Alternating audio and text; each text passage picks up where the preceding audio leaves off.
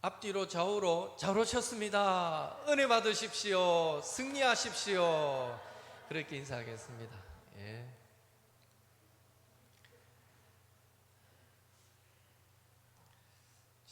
이 주언자매 찬양도 얼마나 은혜로운지. 예. 마지막 찬양은 제가 늘 부를 때마다, 저도 혼자 개인적으로 흥얼흥얼 부를 때마다 느끼는 거는, 저는 늘 천국을 묵상해요. 천상 예배를. 하나님 보좌가 보이고 24장로들, 천군 천사들, 하늘에 간 모든 성도들이 함께 그 보좌를 향하여 두 손을 들고 거룩하다, 거룩하다, 거룩하다 그렇게 외치며 찬송하는 그 천상 예배를 묵상하면 더 감격이 되는 것 같아요. 그래서 계시록에 나와 있는 말씀인데, 우리가 오늘 우리의 예배는 오늘로 끝나는 예배가 아니라 사실 우리 예배하는 삶이 천국에까지 이어지고 궁극적으로는 천국의 예배를 사모하기 때문에 오늘 저와 여러분 이곳에 있는 줄로 믿습니다. 그래서 그 마음으로 우리는 지금 천상의 예배를 드린다 하는 마음으로 함께 예배하면 좋겠습니다.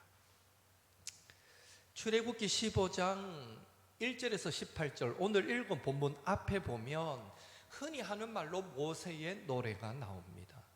모세의 노래의 내용은 하나님께서 이스라엘 백성들을 출애굽하신 후에 그들을 쫓아오는 애굽 군대를 홍해를 갈라서 이스라엘 백성들을 무사히 지나가게 하고, 그리고 그 군대가 뒤따를 때에 다시 홍해물이 확 애굽 군대를 뒤엎어서 그들 모두를 바다에 수장시킴으로써 진정한 구원, 해방을 맛보게 하셨다. 그것을 이 홍해를 다 건넌 이스라엘 백성들이 함께 하나님을 기뻐하며 찬양하는 모세의 노래입니다. 모세가 그렇게 하나님을 찬양합니다. 계시록, 요한계시록, 여러분이 지금 매일 성경으로 큐티하는 분들은 새벽에 지금 이 큐티하는 그 본문인데요, 요한계시록 15장 3절에서 4절, 오늘 본문이었죠. 거기에 보면 그 모세의 노래라는 표현이 나와요. 그 모세의 노래는 바로 여기 이 본문을 전제한 거거든요. 계시록 15장 3절에 나오는 모세의 노래는 바로 이 승리를 노래한 모세의 노래입니다. 그 모세의 노래를 다른 말로 어린 양의 노래라고 또 표현하면서 믿음을 지키고 승리한 성도들이 부르고 있는 것으로 묘사하고 있습니다. 그러니까 이 출애굽기 15장 앞에 우리가 읽지 않은 요 앞에 본문들, 우리가 한 달 그 전에 우리가 살펴보았던 내용인데, 이 출애굽기 앞에 나오는 이 모세의 노래는 제가 기대할진데 우리가 천국에 가면 어떤 음으로 부를지는 모르겠지만 분명 우리가 함께 또 하나님을 찬양할 노래가 아닐까. 물론 큰일 났다, 나는 음치인데 괜찮습니다. 우리가 천국으로 가는 순간 음치는 더 이상 음치가 아니게 됩니다. 박치도 더 이상 박치가 아니게 되고, 아마 나도 모르게 코러스가 막 나오고 가장 아름다운 목소리로 하나님을 찬양하게 되지 않을까. 여튼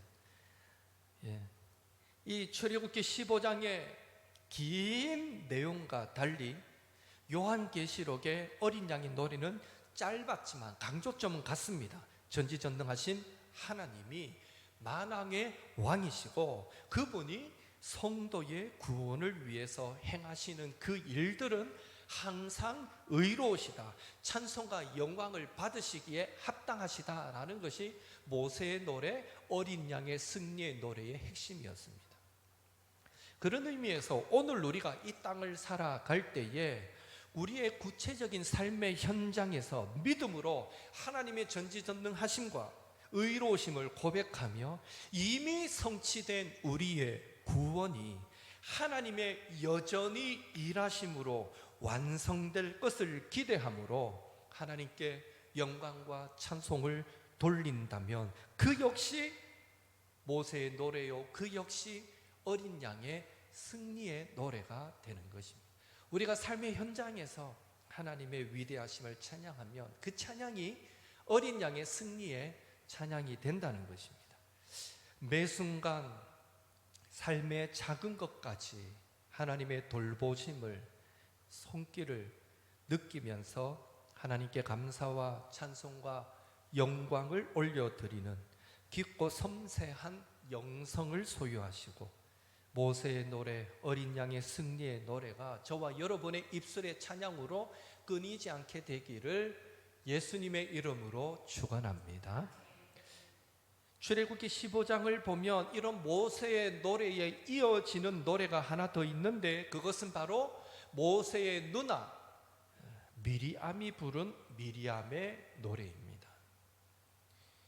미리암이 손에 소고를 잡고 춤추며 노래합니다. 소고는 뭐 두드리는 거 맞죠? 예. 춤추면서 두드리면서 노래합니다. 미리암이 그러니까 다른 모든 여인들도 함께 또 손에 소고를 잡고 막 춤추며 노래합니다.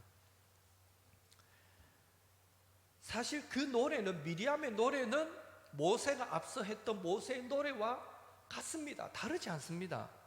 1절에 모세가 그는 높고 영화로우시며 말과 그 탄자를 바다에 던지셨음이로다 라고 모세가 노래했는데, 미리암 역시 그 모세의 노래를 그대로 받아서 똑같이 너희는 여호와를 찬송하라, 그는 높고 영화로우시며 말과 그 탄자를 바다에 던지셨음이로다 라고 오늘 읽은 본문에 미리암이 노래하고 있습니다. 결국 미리암의 노래가 모세의 노래와 내용적으로 다르기 때문에, 특별한 찬양을 했기 때문에 기록된 것이 아닙니다. 똑같은 말을 반복했을 뿐입니다. 모세가 한 찬양을, 모세는 이만큼 찬양했는데 미리암은 딱 한 절로 간단하게 찬양한 것 뿐입니다. 그렇다면 내용도 특별할 것이 없는데 성경은 왜 이 미리암의 노래를 기록하고 있을까요? 굳이 기록할 이유가 없잖아요. 내용이 다른 것도 아닌데. 여기에 짧게라도 미리암과 관련된 이 기록이 오늘 우리에게 주는 교훈이 무엇일까를 우리가 한 가지 살펴보고 싶습니다. 우리나라는 오랜 기간 유교권의 문화를 받았습니다. 대표적인 예가 이제 많이 달라졌다 하지만 여전히 남아있는 남아선호 사상입니다. 아이고 목사님, 딸이 좋아요, 딸이. 모든 분들이 저에게 그래 얘기합니다. 그런데요, 실컷 딸 좋다고 실컷 얘기해놓고 마지막에 딱 한마디 합니다. 그래도 아들은 하나 있어야 되는데 이럽니다.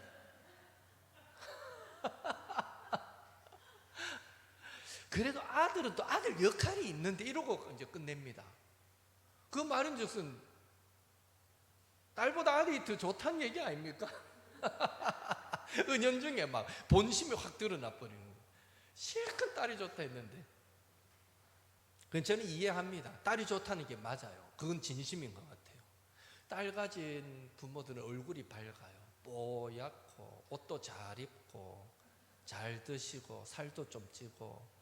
근데 아들 든 부모님들은 좀 마르고 10년 입었던 그대로 입고 막 이럴 확률이 높습니다. 그래도 아들이 좋다는데 어쩌겠어요. 뭐 그대로 아들이 좋다는데.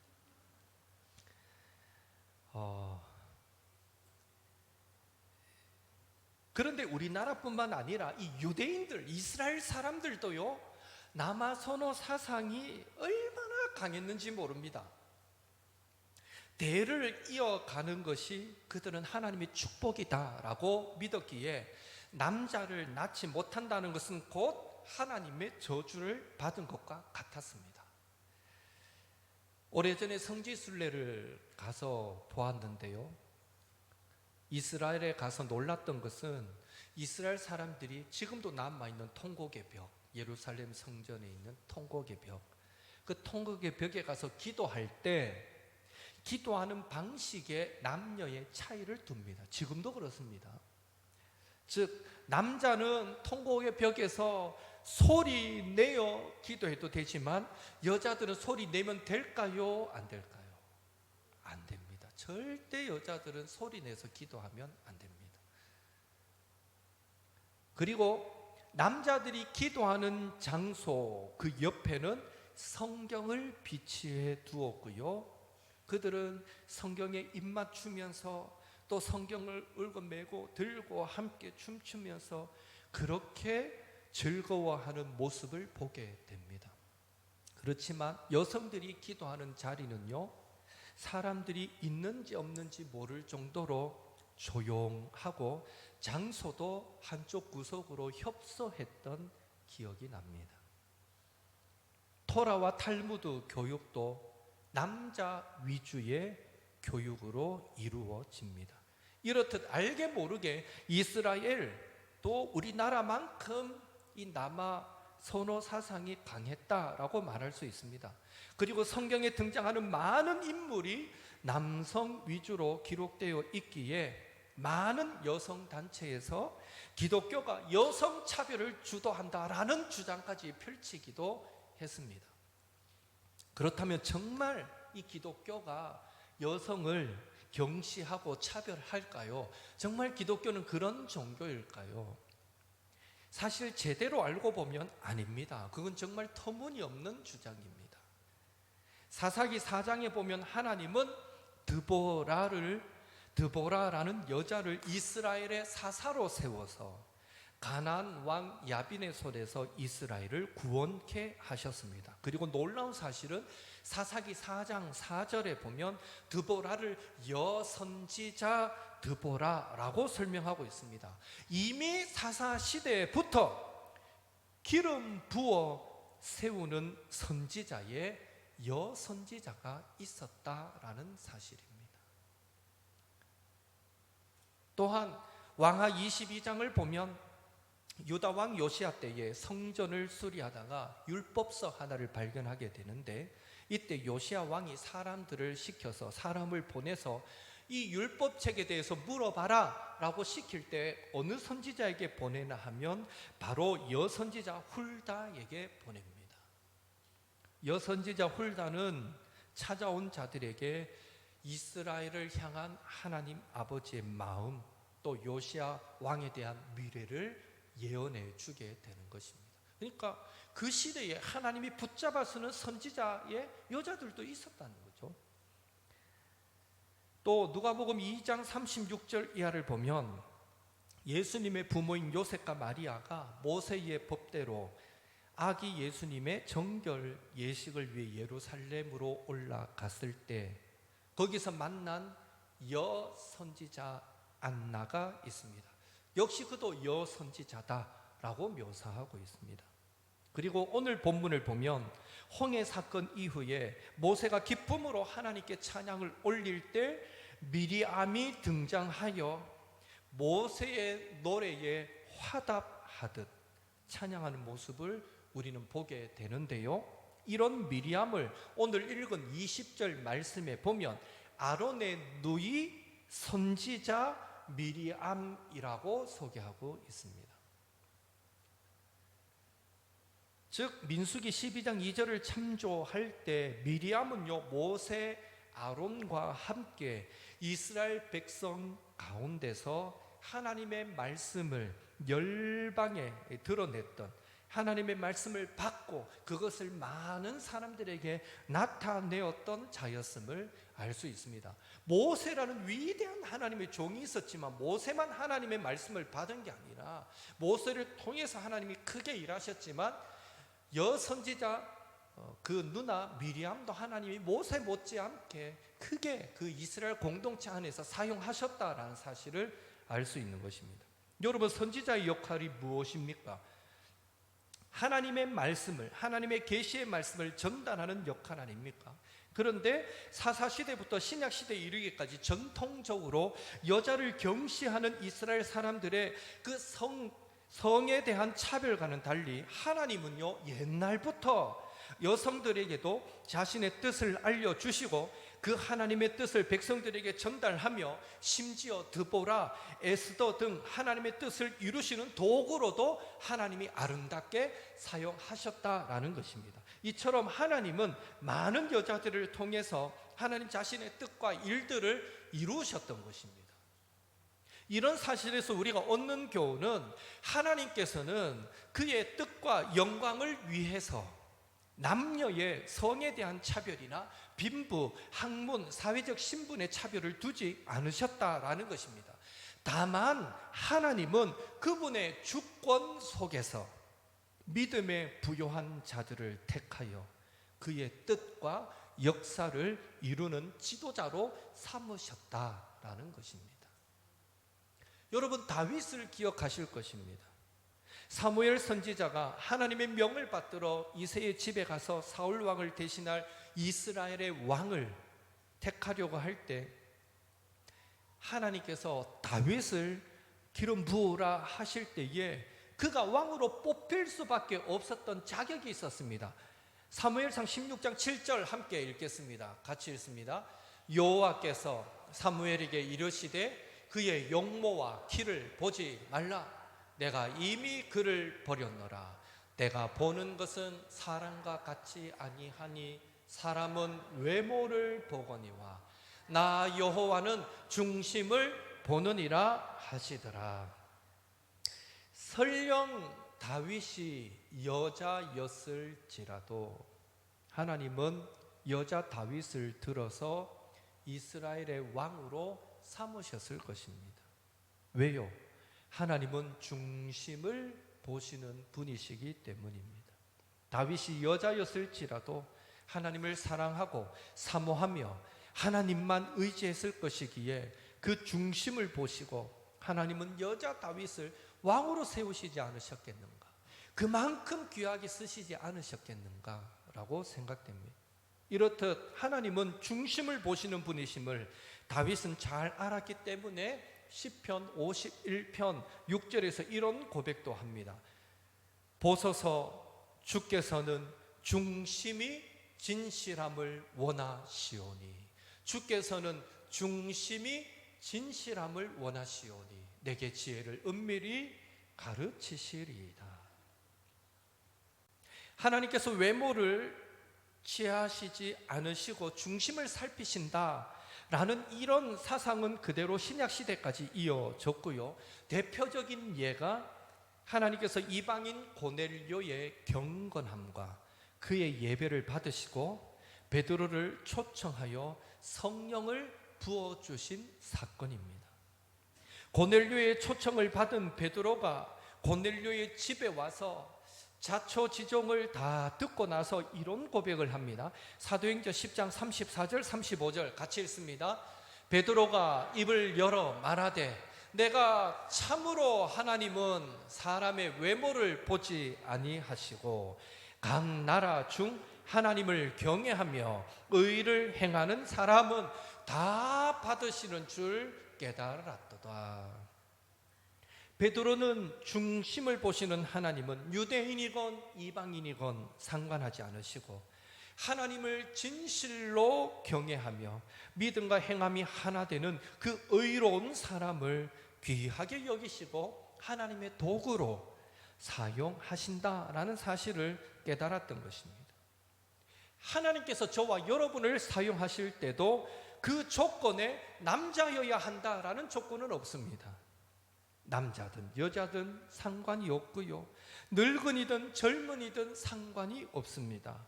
부한 자든 가난한 자든 상관이 없고 학식이 많건 적건 상관없습니다. 전심으로 주를 사랑하고 진실로 하나님께 예배하며 믿음과 행위가 하나 되는 의인이 되려고 몸부림치는 자를 이 시대에 주님의 도구로 사용하여 주시는 줄로 믿습니다. 혹 우리 가운데 나는 여자라서, 나는 나이가 많아서, 나는 배운 게 부족해서, 나는 물질이 없어서, 나는 아는 사람이 많이 없어서, 나는 교회에 출석한 지 오래되지 못해서, 나는 건강하지 못해서, 나는 등등 여러 가지 이유를 가지고 하나님을 섬기며 예수님을 높이는 일에 소극적인 태도를 혹 취하고 계시는 분이 계시지는 않는지 모르겠습니다. 집이 멀다는 것도 이유가 되지 않고 어린 자녀를 키운다는 것도 이유가 될 수 없고 그 어떤 것도 사실은 우리가 쓰임받음의 결격 사유가 될 수 없습니다. 오히려 그런 부정적인 생각들은 사탄이 심는 생각이다 라는 사실을 우리는 꼭 기억하시고, 우리 하나님은 모세의 그 긴 18절에 해당되는 긴 노래나 미리암의 딱 한 절의 짧은 노래나 동일한 하나님의 찬양으로 선지자의 선포로 기쁘게 받으실 만큼 중심을 보시는 분이심을 기억하셔서 이후로는 주의 나라와 교회를, 성도를, 주변 사람들을 섬길 때에 남들처럼 남들만큼 하려고 하지 마시고, 우리는 이래 보고 남들처럼 하려고 하고 남들만큼만 하려고 하는데 따라쟁이 되지 마세요.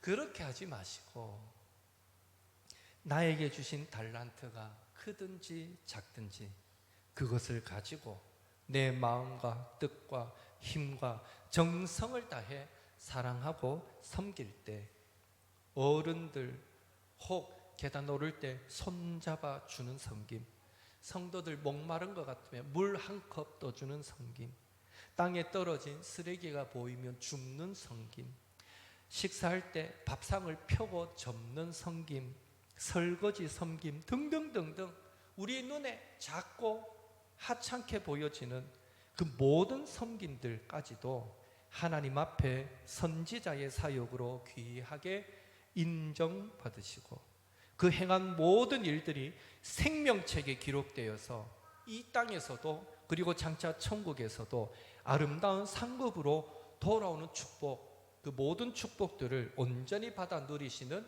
우리 모든 옥토의 성도님들 되시기를 예수님의 이름으로 축원합니다. 내 비슷한 사람이 열심을 내지 않는다고 내까지 비슷해지면 안 돼요. 남은 안 해도, 당연히 해야 될 사람이 안 해도, 나는 저 사람에 비하면 부족한데 싶어도 나에게 하나님이 감동하시면 얼마든지 할 수 있는 거예요. 그러니까 남들 보고 눈치 보고 따라하지 마시고, 하나님이 늘 성령을 통해 감동하시는 대로, 은혜 주시는 대로, 그렇게 우리 각자가 받은 은사와 달란트로 하나님을 잘 섬기셔서 정말 우리 교회 역동적이고 살아있는 교회, 정말 그런 하나님이 기뻐 받으실 복된 교회가 될 수 있기를 한 번 더 예수님의 이름으로 축복합니다. 온맘